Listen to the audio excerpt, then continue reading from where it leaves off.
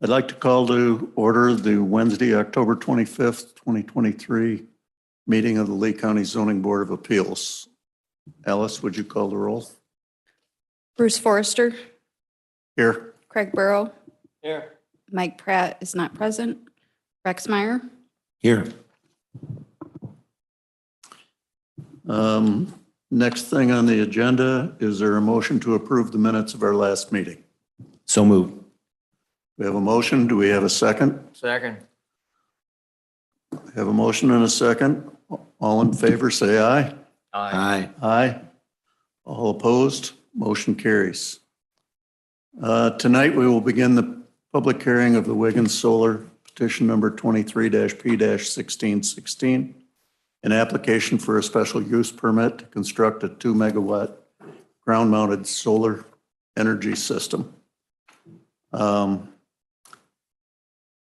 As contemplated by the Lee County ordinance and our own rules of procedure, I will now entertain a motion to appoint Attorney Tim Zollinger as our facilitator for the duration of the hearing. I so move.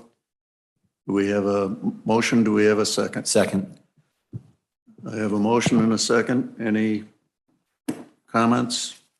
Hearing none. All in favor, say aye. Aye. All opposed? Motion carries. And I'll now turn the meeting over to the facilitator. Good evening to all those that are present. Do we have anyone on? All right, so she's checking on. Okay. So good evening, everyone that's here and anyone that's on the internet through the connection. My name is Tim Zollinger. I'm an attorney, partner with the law firm of Ward, Murray, Pace, and Johnson in Sterling. I have the privilege of being the hearing facilitator for this petition. This is the petition of Wiggins Solar LLC submitted by Summit Ridge Energy, petition 23P-1616, seeking special use permit to develop and construct a proposed solar energy system as identified within that petition.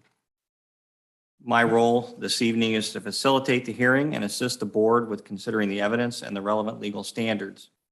I am not an advocate for the petitioner or an advocate for the county. It is my job to be neutral, being here to assist with the process, organization, and flow of the proceedings. It is my job, however, to rule on any objections to the admissibility of information or evidence. While the strict rules of judicial proceedings are not applicable, objections can still be made, and we will deal with them if they are and address them accordingly. During tonight's proceedings, if you can be so kind as to silence your phones or put them on airplane mode, or if you have a funky ringtone, I guess you can turn it up really loud so we'll all know. But please put those phones on silence so we can respect the process tonight. The proceedings are being taken down by our court reporter sitting here to my right. During the process, if you can be so kind as to follow some rules of decorum, that will help her. It will help everyone else as well. Namely, one, if you could talk clearly and in a manner that the reporter can hear you. Please avoid gestures or head nods. They do not take down well on a transcript. If you could be so kind as to not interrupt or talk over others, everyone will be given their turn to speak. If I ask you to pause for a moment, there's a reason, so please do so we can address the point that has arisen. Each party or person presenting will be given an opportunity to speak, so please let the others speak without interruption, and they will then do their best to afford you the same privilege. In making any comments or offering any questions, please be clear and respectful. We want to make sure anyone that wants to be heard gets heard, but we want to make sure you're heard in an appropriate manner that's respectful to all those that are present. If for some reason an objection is to be made by anyone present, please address that to me, and I will do my best to address it in appropriate fashion. So if we could start, Mr. Chairman, with identifying everyone is here. So the members of the Zoning Board of Appeals have been identified. On behalf of the county, would everyone introduce themselves, please? State's Attorney Stephanie Sasser. I'm the Renewable Energy Coordinator, Alice Hinkle. Lee County Zoning Administrator, Dee Duffy. And on behalf of the petitioner? My name is Brent Buchberger, representing Wiggins Solar LLC. And I'm with the developer Summit Ridge Energy LLC. And with me tonight are two of my colleagues, Bridget Callahan, who's on our project development team, and also Kyle Hawkinson, who's on our project management team. And we have in the back a couple of observers. You're welcome to stay silent, or if you wish to speak tonight, if you could identify yourself, that would be great. Larry and Kim Hummel. Thank you. So the process that we will follow tonight, the petitioner in all cases before the zoning board has the burden of proof. Once we begin the process, I will ask the zoning officer, Ms. Duffy, to make some introductory comments and statements. Once she has completed, she will proceed with offering any exhibits or documents that she wishes to present to the board. At that point, questions can be asked of her. Members of the zoning board can ask questions. County officials will be permitted to ask questions. Any interested observers may also ask questions if they desire. Upon completion of the zoning officer's presentation, the petitioner will be given an opportunity to make any desired opening comments and then offer any witnesses or documents it wishes the zoning board to consider. Once presented, the zoning officer, the county officials, and the members of the zoning board, as well as interested parties, will be given the right to ask questions at that time. Upon completion of the petitioner's evidence or witnesses, any interested observer will be permitted to offer comment or offer any witness or documents. Once presented, then the zoning officer, the county officials, members of the zoning board, or the petitioner will be permitted to ask the observer any questions relevant to their proceeding and what they've offered. At the very end, the zoning officer or county officials can offer any rebuttal evidence, and then because the petitioner has the burden of proof, the petitioner will be given the last word to offer any evidence in response. At the very end, each party in turn will be given an opportunity to make any closing arguments or closing statements it wishes, starting with the petitioner, on to the zoning official, county officials, interested observers, and then back to the petitioner because, again, the petitioner has the burden of proof. Any concern or objection to the process that we're going to follow this evening?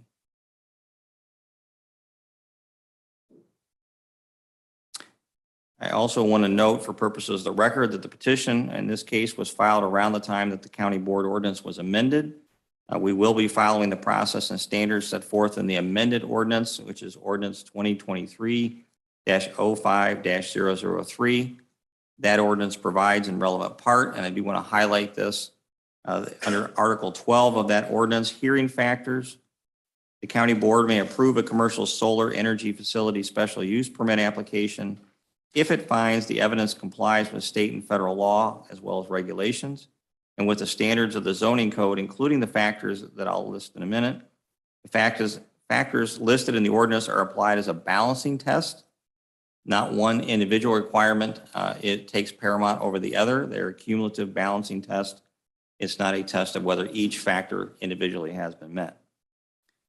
The ordinance provides for the first factor being the establishment, maintenance, or operation of the commercial solar energy facility will not be detrimental to or endanger the public health, safety, morals, comfort, or general welfare.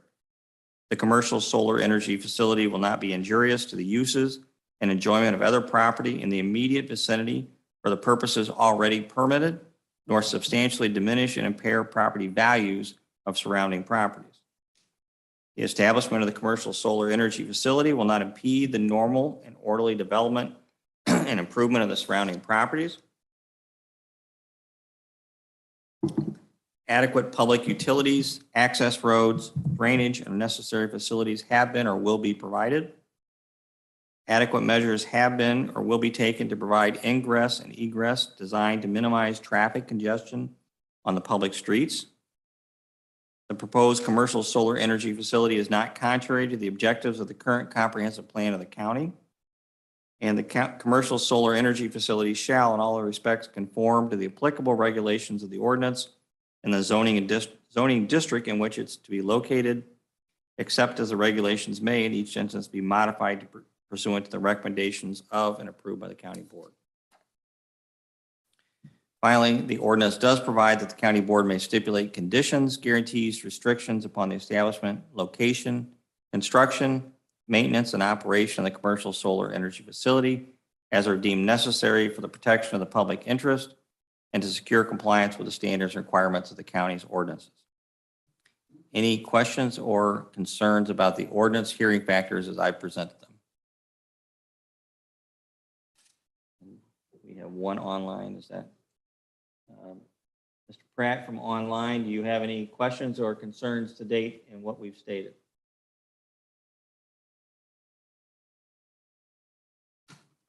Hearing none, we will move forward.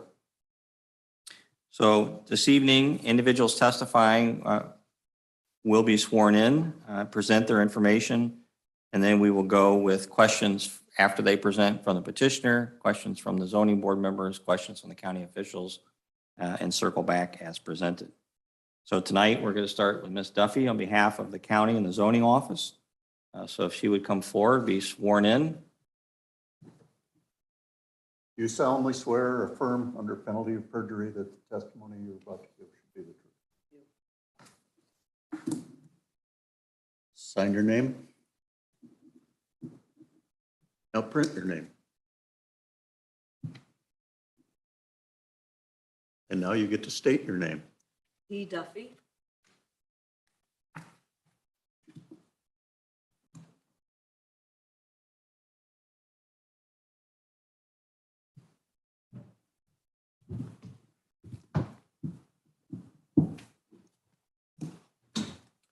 So Ms. Duffy, if you'd state your name, position with the county, and identify whether you're familiar with the petition filed in this case. D. Duffy, I'm the Lee County Zoning Officer, and I am going to present several exhibits concerning this petition. And in the course of your job with the county, your position with the county, do your usual and customary duties include the review and processing of special use permit applications? Yes, In particular, special use petitions involving solar energy systems? yes, I include reviewing to determine whether all documents are contemplated by the county code have been submitted. yes, And in this case, have you had a chance to review and consider? yes, we have. All right, so please present. So zoning office exhibit number 1 in front of you. And then I have that for you too.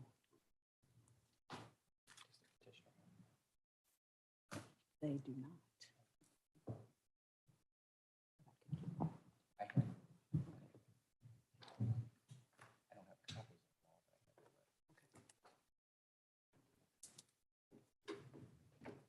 So for purposes of the record, the petitioner is being provided with a copy of the exhibits from the county, including the list and copies of all of them, and copies of all of them.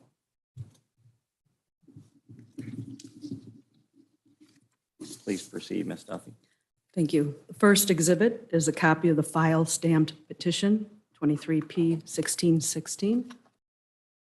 My second exhibit is copy of the community meeting notice sent by regular first-class mail to the Lee County Zoning Board, the Lee County Board, the Zoning Administrator, the South Dixon Township Board, and all persons who own real estate within a minimum of 1,000 feet of the proposed solar project boundary. Exhibit number 3, you have a copy of the first newspaper notification dated July 18th, 2023, with incorrect date and a copy of the newspaper's certificate of publication. Exhibit number 4 is a copy of the notice sent by certified mail to property owners adjacent to the boundaries of the proposed development. Exhibit number 5 is copies of returned certified mail receipts of the property owners adjacent to the boundary of the proposed development.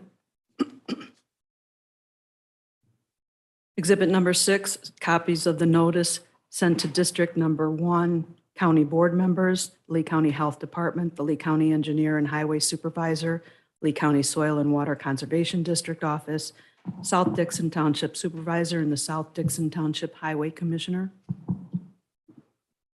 Exhibit number 7 is a copy of notices that was posted on site at the proposed project on July 20th, 2023. The zoning hearing agenda noticing petition was displayed on the bulletin board on the 3rd floor of the old Lee County Courthouse on July 31st. And the zoning hearing agenda was posted in the Agenda Center on the Lee County website on July 31st, 2023. Exhibit number 8 is a copy of the Soil and Water Conservation District's resource report for the ground upon which the proposed development would lay. This report was prepared in 2018 when the petitioner previously requested a special use at this location. Exhibit 9 is a copy of the Agricultural Impact Mitigation Agreement, or the AMA, between the Department of Ag and Wiggins Solar LLC. Exhibit number 10 is a copy of the re-notification sent by certified mail to property owners adjacent to the boundary of the proposed development. This notice was mailed a second time because an agenda was not noticed for the rescheduled hearing date on October 11, 2023. And Exhibit 11 is a copy of the petitioner's supplemental materials with the site plan map displayed on your desk there. Ms. Duffy, you're pointing to the table with the large-scale version of the map on the Yes, table. Is yes. that identified on there? That's as your Exhibit 11? Yes. Yes, it is. That's all I have. Does the petitioner have any questions for Ms. Duffy? I do not. No questions. Members of the zoning board, No questions. county officials? Any questions from the observers? Just one. I do have one, I'm sorry. All right, well, just a minute, we'll come back to you. Is the AMA signed? Yes. Okay, that is all. You're referring to Exhibit 9 being signed? All right, any questions from the observers in the back? Any questions from anyone online? So I'll duly note for the record that there were no questions of Ms. Duffy based on her presentation. I have just a couple from my perspective. Ms. Duffy, was notice sent to all those that the county was able to determine were entitled to legally entitled to receive notice? Yes. In response to the publication and notices that were sent, were any written comments received by the county? No. In response to the notices or the publication notices that were made, did the county receive any communication, telephonic, email, any version related to this petition? No. Petitioner, any questions based on my questions? No, thank you. Members of the zoning board, No. county officials? Interested observers? That's what we're going to call you all night, interested observers. All right. Fair enough. So I'll show that there's no questions. Any further presentation, Ms. Duffy? I have nothing else. Thank you. You may be excused. Thank you.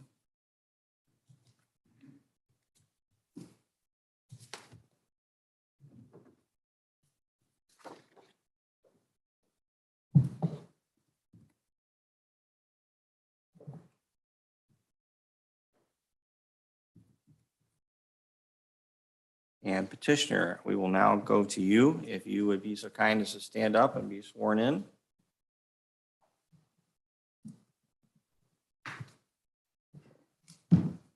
You solemnly swear or affirm under the penalty of perjury that the testimony you're about to give should be the truth? I do.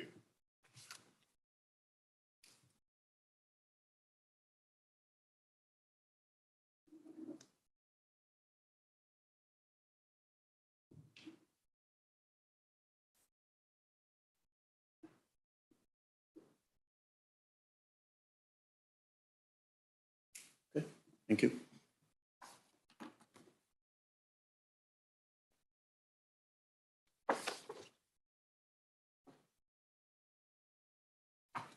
You can, if you prefer to stay there, you can stay there in your chair. Otherwise, you can come up here as long as you have the microphone where you can be heard.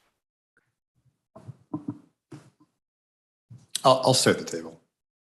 Fair enough. So let's start with, can you identify your position with the petitioner and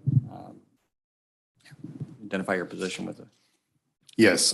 First, I just want to thank everyone for being here this evening, for taking the time to review and consider this petition. My name is Brent Buchberger. I'm representing the petitioner, Wiggins Solar LLC. I'm the Vice President of Project Development with Summit Ridge Energy. The Wiggins Solar LLC project is a wholly owned entity of SRE Solar Origination 1 LLC, which is a Summit Ridge Energy development entity wholly owned by Summit Ridge Energy LLC, and I'm an employee of Summit Ridge Energy LLC. And how long have you been an employee of Summit Ridge? Just over 2 years. And is part of your usual and customary duties to review and compile the necessary application for special use? Yes, it is. And in this case, are you familiar with the contents of the petition that's been filed in this case? I am. All right. So please proceed with whatever presentation you want to make. Yeah, I'd like to start by introducing two petitioner exhibits. One is petitioner exhibit 1, which is a digital copy of a PowerPoint presentation, which is being presented here in the room. The second is petitioner exhibit 2, which is a hard copy of the same presentation. And I have those available here on the table if anyone would like a copy.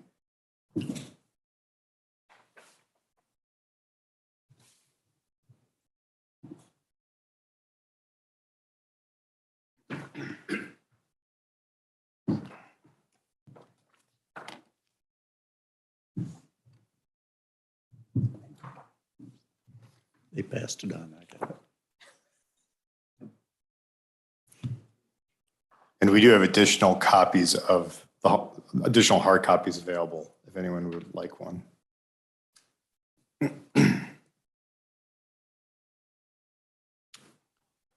Okay, if we can please advance to the next slide in the presentation. So this slide presents a brief overview of Summit Ridge Energy, which is the owner and operator, proposed owner and operator of Wiggins Solar LLC. This slide is meant to capture our background and our expertise in the field of community solar project development, construction, and operation. One thing I wanted to note is that this project in particular really represents where our company has come from and where it is today.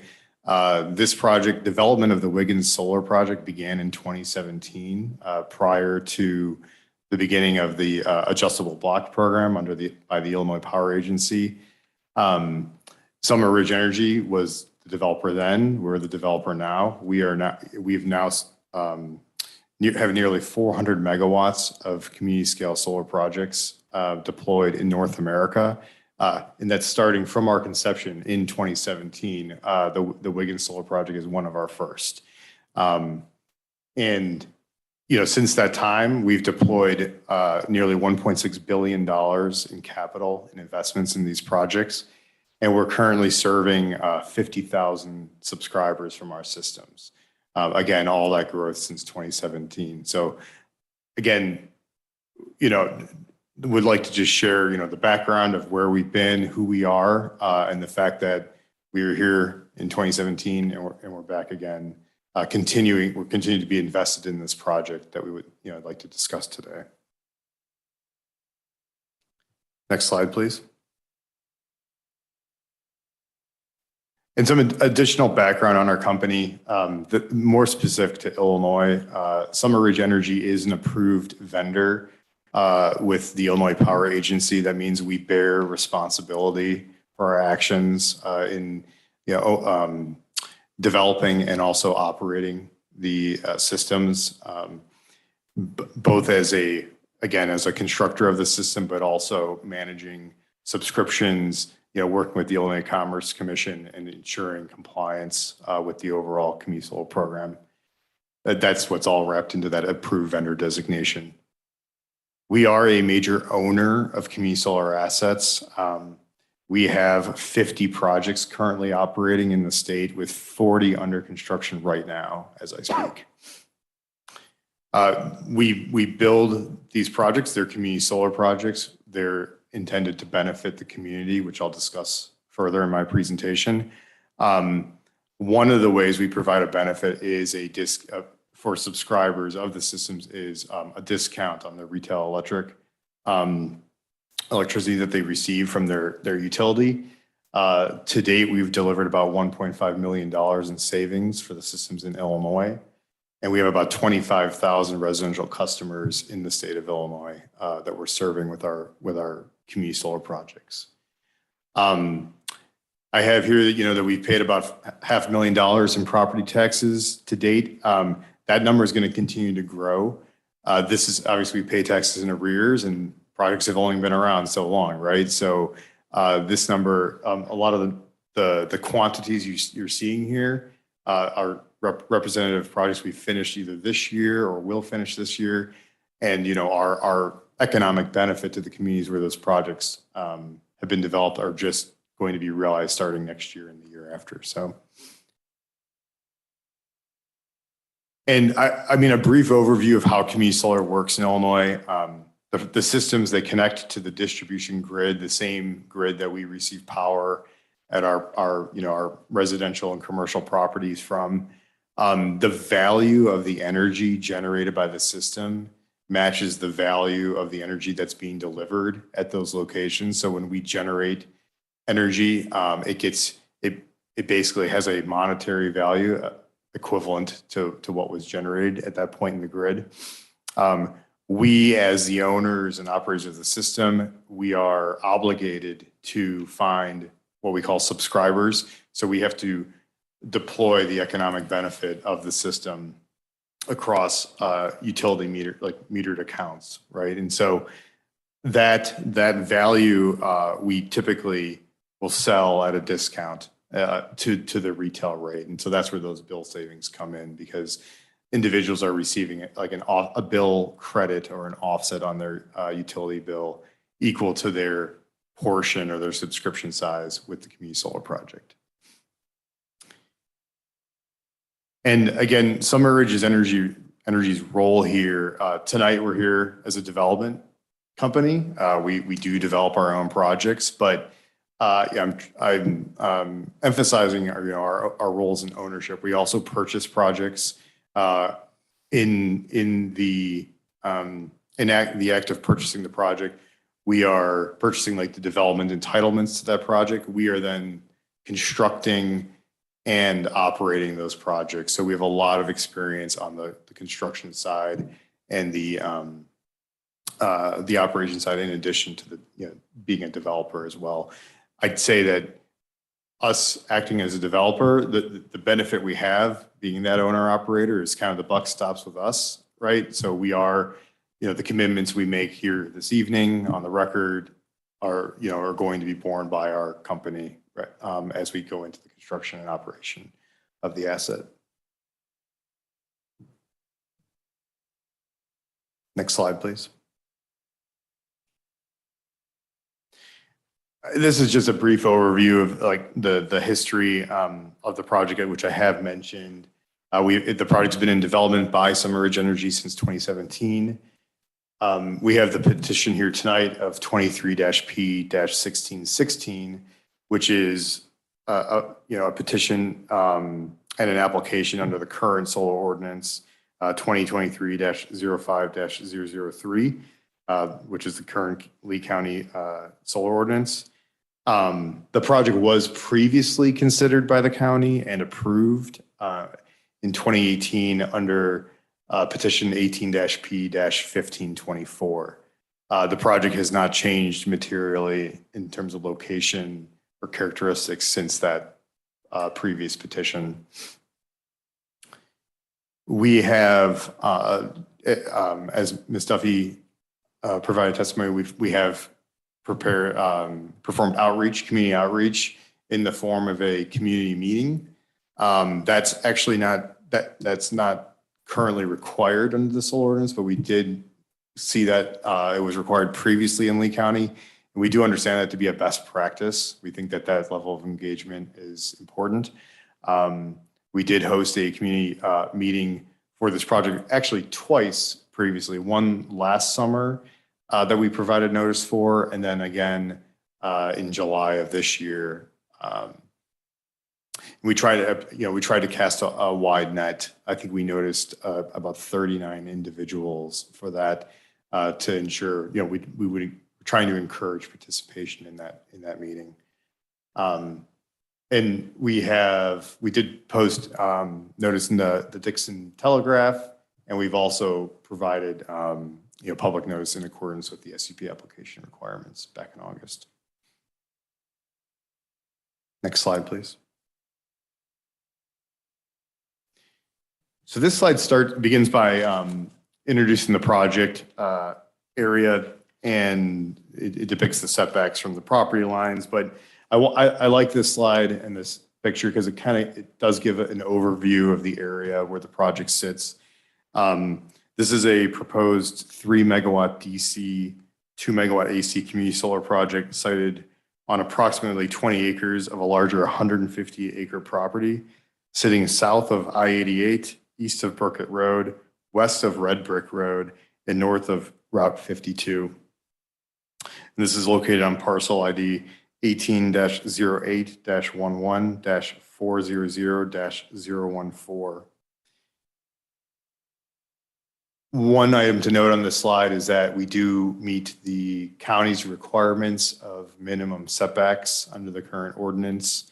One item to note is that the setback on the eastern boundary of 72 feet, that has been coordinated closely with the landowner to ensure that they continue to have access to that northern portion of the site.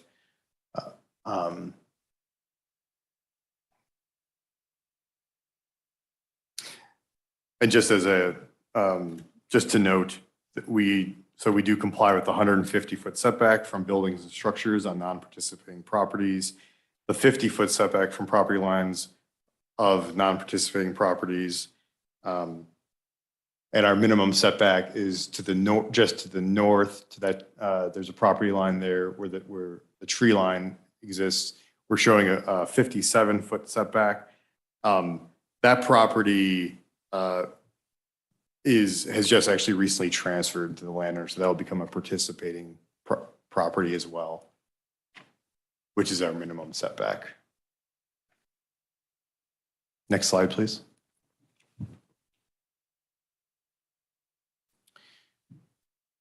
This slide, which also provides an overview of the general project area, its purpose is to highlight the distance, the significant distance to nearby dwellings. We do not have a non-participating dwelling that is less than 1,000 feet from the property fence line. The numbers that are shown up here are properties that have been identified, preliminarily identified with the zoning office as to the abutters that would require a vegetative screening agreement for us as the developer to enter into that agreement prior to issuance of a building permit. So we have preliminarily identified those parties. JMW Farms is a participant in the project. So that's one that we would expect to the landowner has indicated we would receive a waiver for any vegetative screening.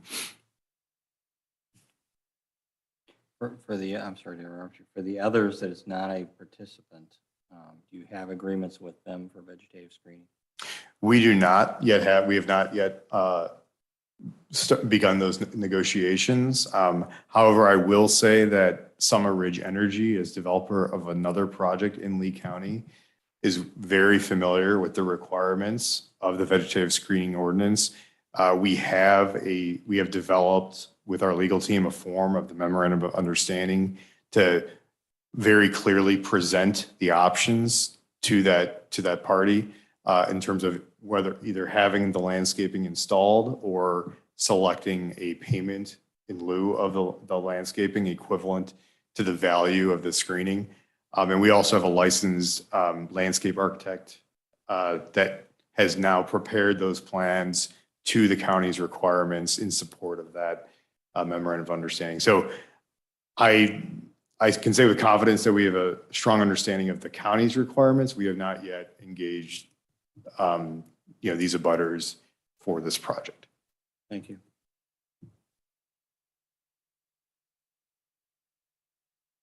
Next slide, please. So this slide provides a bit of a zoomed in view of the layout with a few notes. And I did want to take this opportunity to introduce two additional petitioner exhibits. Petitioner Exhibit 3, which is additional equipment specifications for Wigan Solar LLC.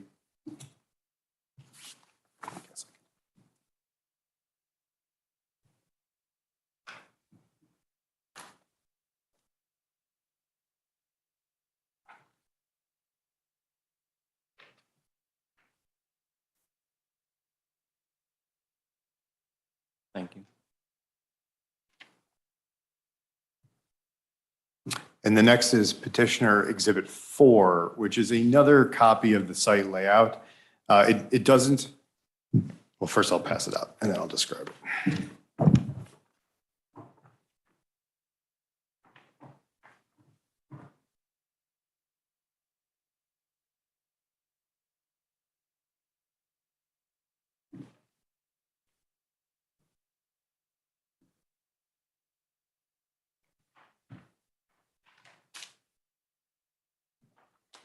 Thank you.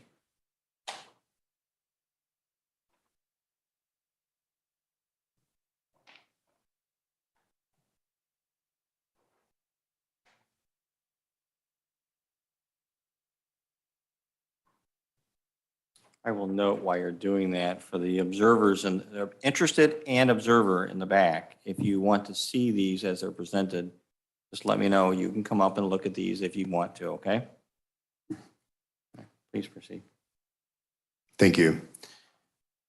I have introduced Exhibit 4 for one particular reason. It does depict 100% vegetative screening.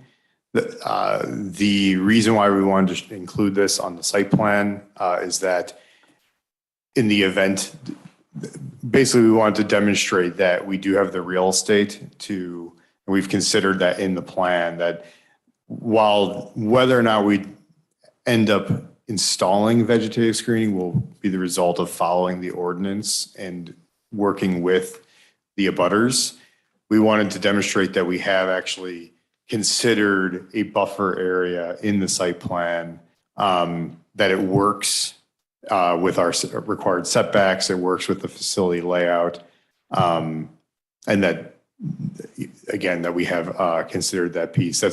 That's really the only material change in this Exhibit 4 versus what was submitted in the application, was incorporated really based on our lessons learned and working through the county's ordinance and ensuring that we're accounting for that area.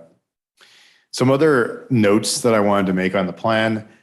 This site is tucked into a corner of the property. It's tucked up against an existing tree line, which provides an existing visual buffer to the north and to the west of the site. It's really, this is an example of a community scale solar project and our ability to really work with the constraints of the land and the property. This area, again, as I've noted, we've been working with this family since 2017 on this project. It was over the last year, we've actually revisited the layout to ensure that it was compatible with the future planned use of the property, and which has driven that on the eastern border, ensuring that we have setbacks that match their family's farming equipment today for access to that northern portion of the property. Also, we are working with the constraint of a waterway to the south. We've adjusted the layout to basically, of course, maximize tillable acreage on the property. In particular, one example of that is the site access road. So the site access road, which follows an existing grassed farm access route, was originally designed to basically have a more direct path to the project area. Even if we go back into the 2018 petition, we have worked with the landowner to hug that tree line to really keep because we will be improving that to keep gravel out of the potential field. And the other item is the utility service poles going back to the project area. We originally had proposed those on the eastern side of the access road to get it away from the ditch. There's a ditch there. but we've shifted it and shifted the road slightly, moved the poles to go between the road and the ditch, such that we minimize obstructions during ongoing farming activities for the site. So again, I think this is we're pretty proud of how we worked. Really, I think we've considered a lot of the features of how the property is currently used, how it's planned to be used, and that's reflected in our design here.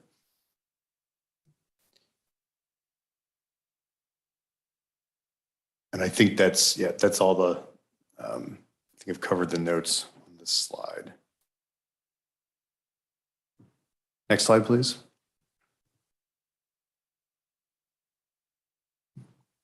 So I do have this, a video that I'll play. I know it's not available in the hard copy, but this is an example of a similarly sized solar project from my alma mater, University of Illinois. And it just represents, I think, for those that have never been to an operating solar facility, it provides a feel for what it looks like and what it sounds like if you do go and visit a site. So if we can play that right now.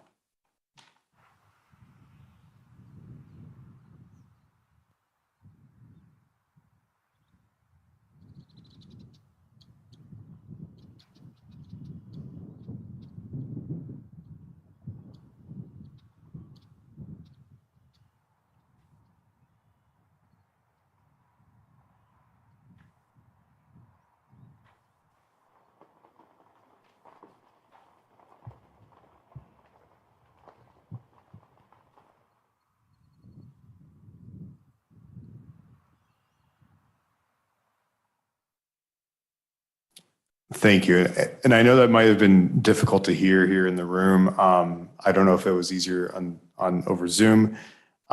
There's very little noise. I think what you can hear on that video is wind noise from the microphone, wildlife, and you can hear the gravel of the pickup truck driving through the site as it drives through. The sound follows the inverse square law, drops by 6 decibels with a doubling of distance. The equipment that's proposed for these projects typically generate around 60 to 65 decibels at 1 meter. And so, we would expect that essentially at the property boundary, the noise would drop below, the noise from the equipment would drop below ambient in the area of the project.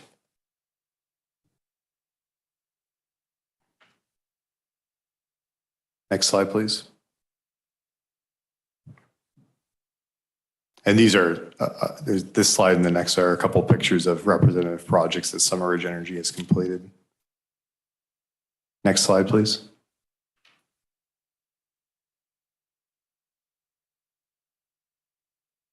Next slide.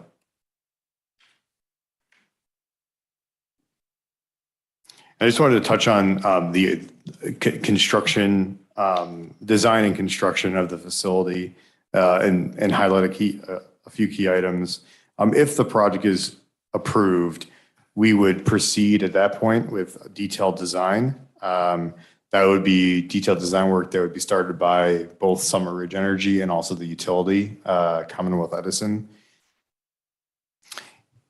And typically, a typical construction schedule is about 12 months from that initial, approval to move forward to when we can bring the system into commercial operation. Traffic impacts are minimal. For these projects, there is a short window when we see increased delivery of equipment or truck rolls for labor. But that being said, we understand that the county will require a road use agreement, and we will be working with the county engineer to evaluate the traffic flow, delivery routes, and ensure that any requirements that are identified are met during construction. The most impactful activity during construction is the pile driving. So this is proposes a tracking system. It will track the sun from east to west. That racking is mounted on a driven pile foundation. So those pile drivers are deployed in the field, and it typically takes approximately 2 weeks to complete pile driving activities for a project of this scale. There is minimal grading. I'd like to say we try to not be in the business of moving a lot of dirt because it's expensive. Most of the equipment is designed, the racking is designed to roll with the terrain to a certain extent and minimize disturbance or any additional grading. The one area where we do disturb the topsoil is that gravel drive. We typically scrape about 6 inches, but we maintain a balanced site. We're not exporting any topsoil that's used to build up basically the curbs of the the access drive. So the soil remains on site. We have proposed construction hours of 6 a.m. to 7 p.m., 7 days a week. It is typically what we would propose. The project does not require any permanent sewer facilities, any temporary sewer facilities is managed via Porter Johns or just during the construction. It is just key to note that besides the electrical service from ComEd, there's no additional service that a community solar project requires. So we are benefiting the community in so much as our development is adding to the tax base. We're an asset for other reasons that I'll get into later, but we don't draw on any services.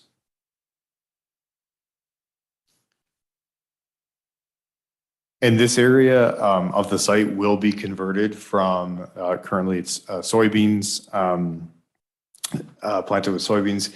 It will be, we will be establishing a permanent vegetative cover in that area. And we have seen across multiple projects that long-term soil stabilization improves, and we're seeing less runoff and erosion in these areas, this area of the project. And we will, prior to mobilizing for construction, we will perform a drain tile survey. Actually, our surveyor was in the field today. I think they had to demob because of the rain, but we will have drain tile survey in place prior to submitting for a building permit application, if the project is approved. Next slide, please. So I've mentioned that Summer Ridge Energy is a major owner of community solar projects in Illinois. All projects in Illinois that are developed on agricultural land are required to enter into an agricultural impact mitigation agreement. That agreement requires the establishment of a decommissioning security, a removal security for the project. It also, I should note, establishes design and construction standards for these projects as well to ensure that there will be a path to decommission them in a reasonable manner. But then subsequently they require the establishment of a financial surety to cover that. So we have entered into an agricultural impact mitigation agreement for every project in Illinois. But beyond that, we have a requirement in our lease agreements with our landowners that we also provide this assurance to them, right, to restore their property at the end of life of our agreement. And then the county also requires it. So across those three, we have three documents that we have will enter into as a developer. We will take the strictest requirements from those three and establish a decommissioning plan for the project, and then work with the county to review that plan and then ultimately deliver a financial surety that's acceptable by the county. And we recognize that things change. I think that's clear. We can look at the last couple of years and look at trends. And so we acknowledge that these plans do need to be updated from time to time, and we will commit to doing that. Next slide, please.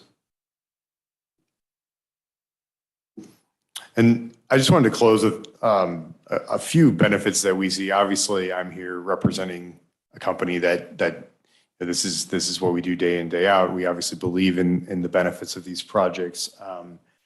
And just wanted to share some of those. We acknowledge we're not a big job creator. We're temporary construction. We come in. One of the reasons why we're able to sell the power at a discount is because our operating costs for the facility are relatively low, right? I mean, once it's built, it's sort of like we've invested in the fuel source up front. We've invested in the solar panels. They're going to generate electricity for the next 35, 40 years. But what we do, we do pay taxes, right? And so we're a stable, long-term revenue source. It's not easy for us to, move the system. Obviously, we can if we need to, if we're not meeting an obligation, but we're here for the long term. It's a long-term commitment with our landowner, with the utility, and we're a long-term stable source of tax revenue for the county. We do provide. We will be connecting to the grid. We will be providing energy for about 350 homes with a 2-megawatt AC system. And that's a direct, that's clean energy that's being deployed right here in Lee County.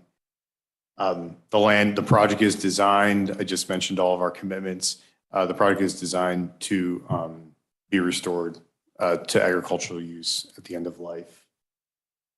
We do have a, no-till, we'll have a vegetative cover, and we should be improving soil erosion for this property in the long run. We're a quiet neighbor. Demonstrated the video that we sit there and we're relatively passive in the background. Following construction, we have low traffic impacts. We try to minimize truck rolls throughout the year. It should just be standard. The main item will be vegetative maintenance, right? So getting out there, making sure that the site's mowed and that fence lines are maintained. We do offer, again, for our partners, we're diversifying a revenue stream for the family that we're partnering with on this project. And the last point that I like to make is, us as developers, when we connect these projects with the utility, there is they call it a smart inverter rebate. What that means is that we receive an economic benefit for building this system and providing it to the utility to be used for future grid resiliency. So the inverters that are in the petition exhibit 3 that are proposed for this project, they're smart inverters. They have capabilities that can be utilized by the utility to improve the power quality on the local grid. So we are a power generator, and like other generators, we have capabilities of basically controlling and improving the frequency control, reactive power control, and other power quality metrics on that circuit. So that's a direct, immediate benefit from anyone who's receiving power from this circuit that this project will be connected to. This is a long-term asset that will sit there and be available by the utility to deploy if there's ever a power quality issue. That's a direct local benefit of the system. And I believe that concludes my presentation. Okay, with regard to exhibits 1, 2, 3, and 4, any objection to consideration of the exhibits from Ms. Duffy? Any objection? Other county officials, any objection? Any objection from the members of the zoning board? Sir, Yes, is this the time to ask questions? almost. Okay. Any objection to consideration of the exhibits from the observers? Any objection from anyone online? All right, so the exhibits offered will be considered as part of the application and evidence presented. Now we go to questions. So why don't we start with members of the zoning board, since you have a question clearly. Good. Just one question there in some of your discussions. about the cover crop and things. You had a picture of Champaign with that field solar. Have you got any idea how long that has been in operation to have that that good a cover growth and pollinators and everything? I believe that video was created approximately 2 years after that system was constructed. So we do see that, establishing like a deep-rooted cover crop, which is our goal, does take, we recognize that it's not going to look that pretty the first year. I mean, it's a key point, focus of ours for the initial operation and maintenance of the site for the first 2 years. And was the elevation, the slope you were talking about dealing, with the building of that, do you have any rough estimate of what the percentage slope in that field or the area you're working with? I know that the portion of the field to the north of the project does drop off. There's some significant slope there, which is why one of the reasons why we're not constructing there, because that would increase our need to grade the site, which we would like to not do. There's also, I believe that's a wetter part of the field with some potential ponding issues and additional corrosion for our equipment. So we've worked with the landowner. They will continue to maintain that portion of the field, but we're avoiding it for construction purposes because it's not ideal for development of the system. But I don't have an answer. I can come back with an answer, but I don't have one with respect to the slope percentage in that area. That's fine. Thank you. Thank you. And do we need them to state their names, or do you know who everybody is? All right, thank you. Any other questions on the members of the zoning board? I have a question. Will you be using bifacial panels? Yes. And when they're racking, what will be their height and what would be the size of the panels, or do you not know that yet? I would need to refer to the equipment spec sheet. We do have the module spec sheet in the package. I believe the overall system height at maximum tilt is approximately 9 feet. But I'd like to estimate typically the size of the panels is about 4 by 8. But we could look up the specific dimensions on these modules that are in the spec sheet that's been provided. And this is just a curious question. Will these be panels built in the United States, since everybody's starting to build them in the United States? It's a great question. Summer Ridge Energy has entered into a multi-year supply agreement with a company called Hanwha Q-Cells. Hanwha Q-Cells is a originally German, then South Korean, and now manufacturing in the U.S. company, right? And but we have announced a major procurement specifically from the U.S. factories. Now, there are legal definitions of manufactured, but these modules will be coming from one of those U.S. factories. Okay. Thank you. Yep. Okay, the area north of the solar array, is that going to be continued to be farmed? That's my understanding. And what is the width of the property that was added to the north? You know that? The property that was added north, I know the acreage is approximately 7 acres. I don't know the width. I believe it runs all the way to the tollway right-of-way easement, though. So that'll be the Wiggins Family Trust. My understanding is they closed yesterday, I believe, on that property. So that'll be a participating part of the party to the project. When will the vegetation be planted? The year in relationship to when the construction is? The vegetation would be planted, I guess, once we've completed, I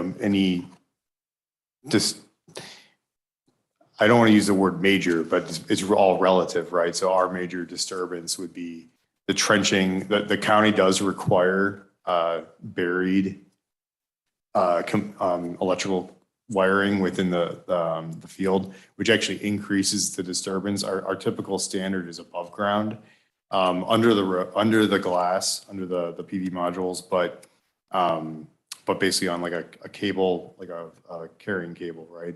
But the county does require buried electrical wiring within the fence line. So once that disturbance has been completed, everything restored is when we would look to plant and begin establishing our ground cover. So it could be done before the pilings are driven or not? I believe it'd be after. Will there be any battery storage on the solar project? There is no battery storage contemplated for this project at this time. The interconnection agreement with ComEd does not propose battery storage. There'll be no toxic materials with the construction or the solar array later? No, the material safety data sheets for the components do not indicate any hazardous material. Do you know what the PI index of the leased farm ground is? I do not have that number. Okay. We do have the Soil Water Conservation District's assessment of the property. I know they, I believe they classified 74% of the project development area as prime farmland, but I don't have the productivity index. Those are all the questions I have. Thank you. Any follow-up questions from other members of the zoning board? All right, Ms. Duffy, any questions? Nothing at this time. Other county officials, any questions? Please. Yes, please. Will the project be enclosed by a fence? Yes, How tall will that fence be? the project's proposed with a 7-foot wire mesh fence. Will there be any barbed wire? No, we are not proposing barbed wire in our design.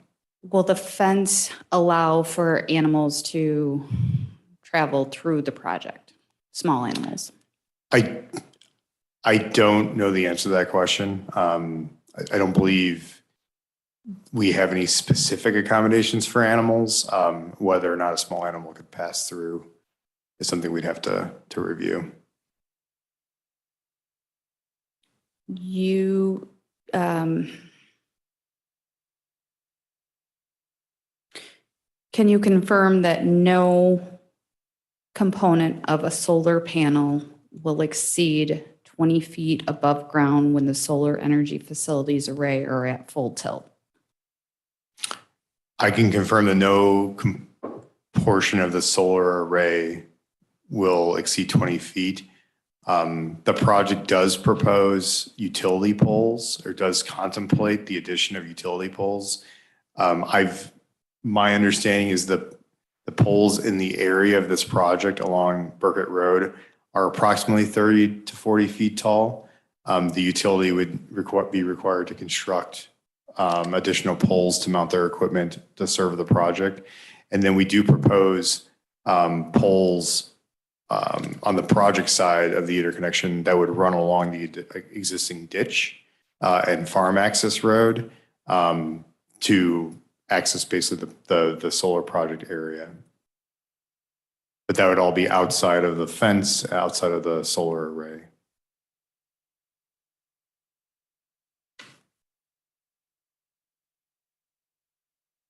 Can you confirm that the standards for construction, decommissioning, or deconstruction of the project will be in compliance at a minimum with the standards set forth in the AMA?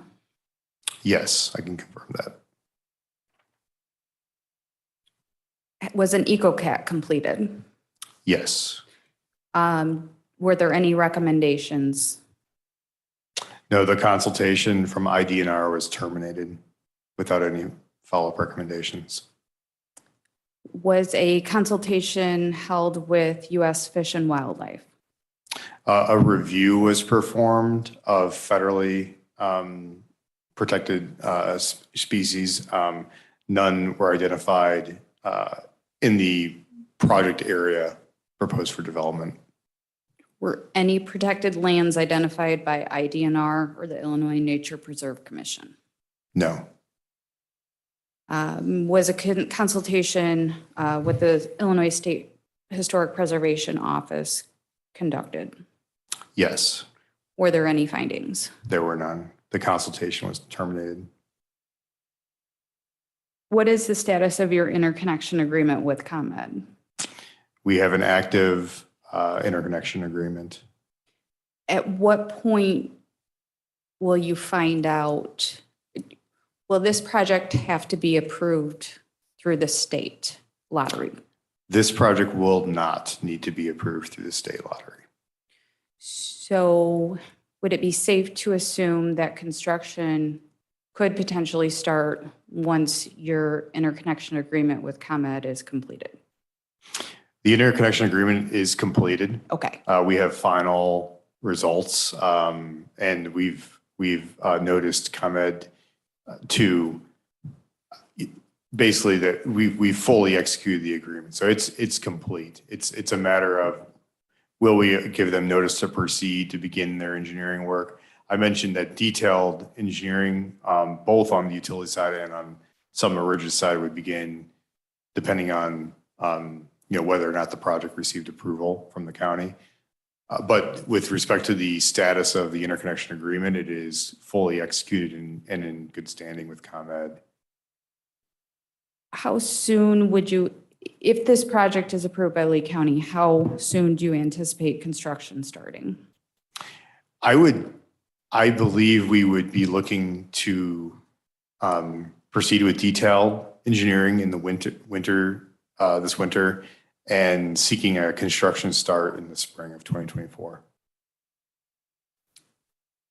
Back to the vegetative ground cover, how soon after construction commences will the vegetative ground cover be established? Well, one thing to consider is that we don't, as we move on to the site, we try not to disturb the fact that there are existing root systems there. We're trying to minimize disturbance of the site. So we're not, it's kind of we mow to ensure that we have like unobstructed, or there's no issues with pickup trucks and whatnot accessing the site. But we would complete construction activities and then look to, plant our ground cover. So, I would expect that, following mobilization, I would expect that to start approximately 2 months after start of construction.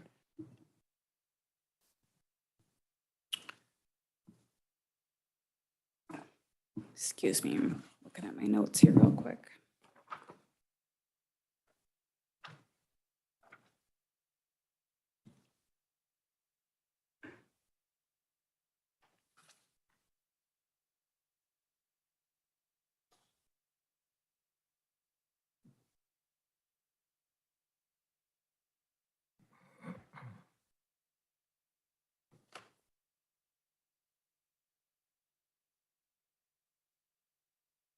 What would the construction timeline look like? From notice to proceed with for essentially start of engineering to completion of the system. And by completion, I mean commercial operation, that's typically about 12 months. But construction itself takes up just a portion of that. So I'd say about 4 to 6 months for the construction. A portion of that then is the design and working through the building permit. And then on the back end, it's testing, right? So the system's complete, mechanically complete. There's no additional construction activities going on, but we would be testing first for safety, and then secondly for performance, ensuring the system meets our performance requirements. And that's taking up the last 3 months. So we've got about 3 months at the front end for design, 3 months on the back end for testing, about a 6-month window for construction in the middle. I have nothing else. Before we proceed, I had a couple questions that I wanted to address in regard to your answers. in response to those questions you used with regard to IDNR and also for historical findings, that was terminated. I presume that that IDNR and historical ran their complete review and investigation and reported back no findings or concerns. That's correct. They issue a letter or a form that indicates that the consultation is terminated, which means that there's no further action required. So that came from them. You didn't terminate their services. So we're clear on the record. That's correct. That's using their terminology. Thank you. Just want to make sure our record's clear. Any questions from the state's attorney? Any questions from our interested or observer?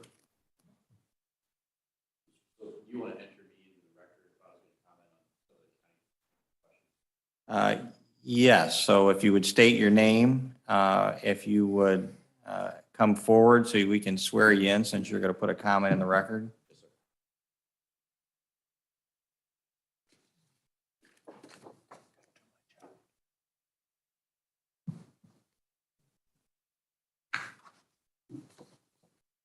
Do you solemnly swear or affirm under penalty of perjury that the testimony you're about to give should be the truth?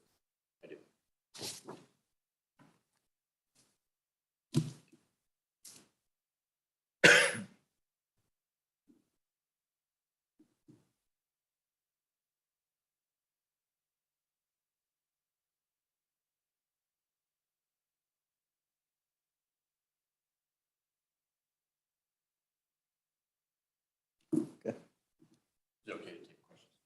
Sure.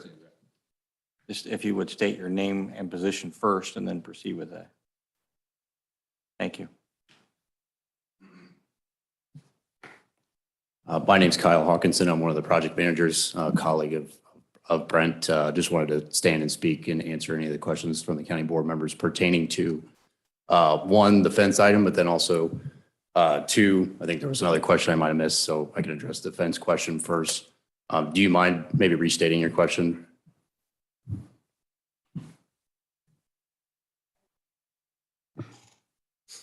I had asked the height of the fence and whether there would be barbed wire. Okay. I think, And then also whether it would allow for small animals to pass through. okay. I was going to characterize this latter portion of your question pertaining to animals or small animals being able to pass through the fence. So the fence that we typically propose for a project is what is known as agricultural game fence. So that comes in a couple different varieties, but typically we don't want to restrict small game passing through, or if they got stuck inside our facility, we want them to be able to leave the facility. So again, there's varieties of fence that we can procure and install per the county's guidelines, but essentially, yes, we want free flow of rabbits, squirrels, whatever it may be to go through the facility.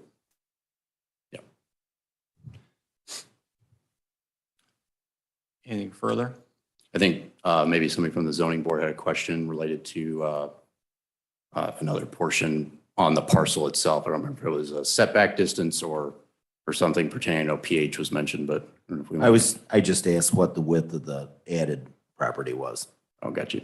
If that is pertaining to the parcel number, I believe we could confirm that with Brent and get back to you on that question, but yeah. I think one other question that one of the other members of the zoning board might have asked, the portion of the array that is north of the Wiggins project property area, or the lease area, we call it, the slope of that area. I just did a quick calculation on the prints. The slope is anywhere from 7 to 10% in that area. So to speak to Brent's point, it's difficult to put an array there without affecting the soil conditions or without doing grading. So we definitely consider that in our designs.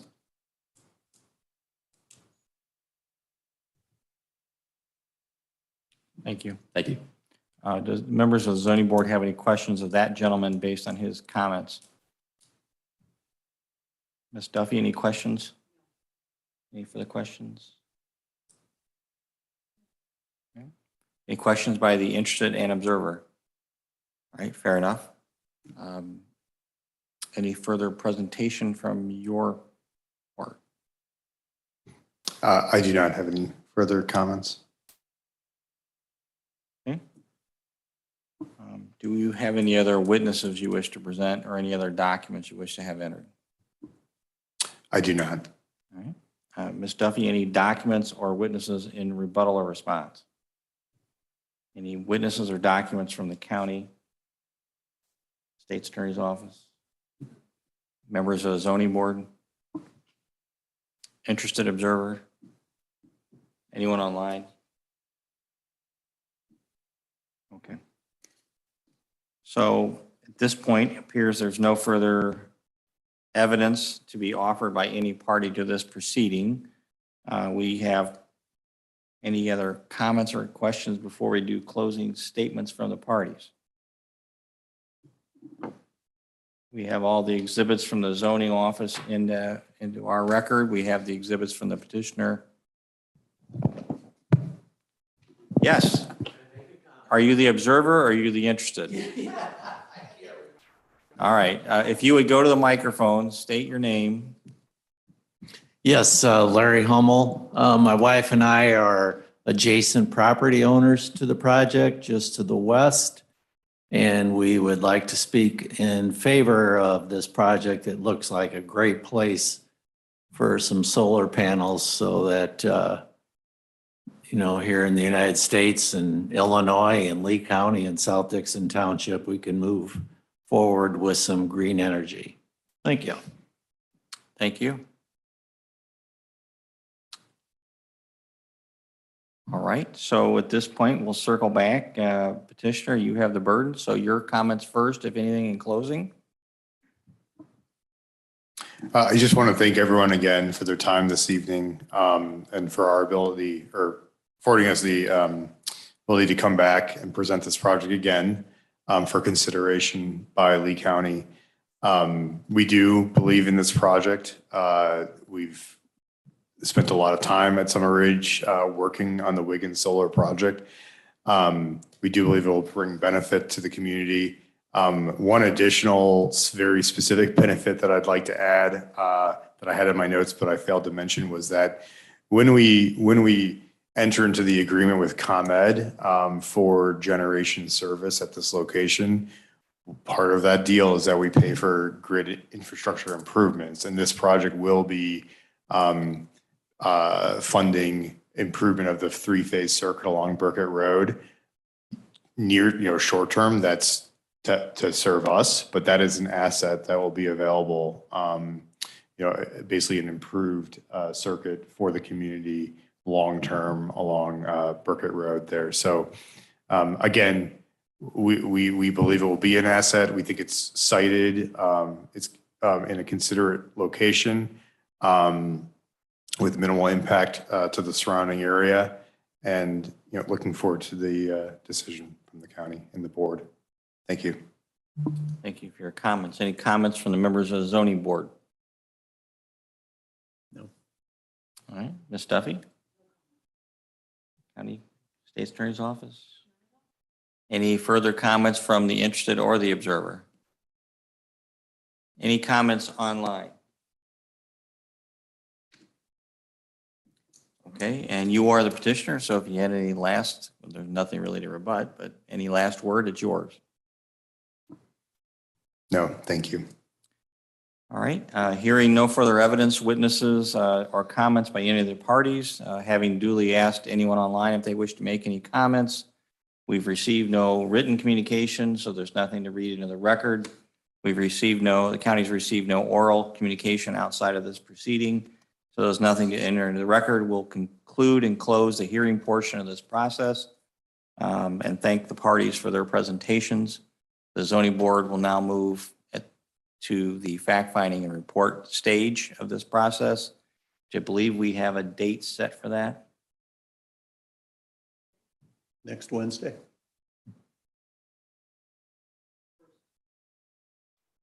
Wednesday, the 1st of November.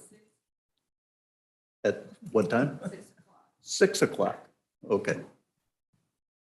And that is a public proceeding, and anyone interested may attend. And we'll proceed accordingly at that time. Any questions before we conclude the night from the zoning board? I have none. Petitioner, any questions? Any questions from the county? And again, in the back, no questions from back there? Fair enough. All right, well, I thank everyone for your time and attention this evening. It is 8:20. We fell well under the 2.5 hour mark for what's allowed for hearing, so I commend all for their presentations and their very short, brief, appropriate approach. So thank you. Off the record. Thank you.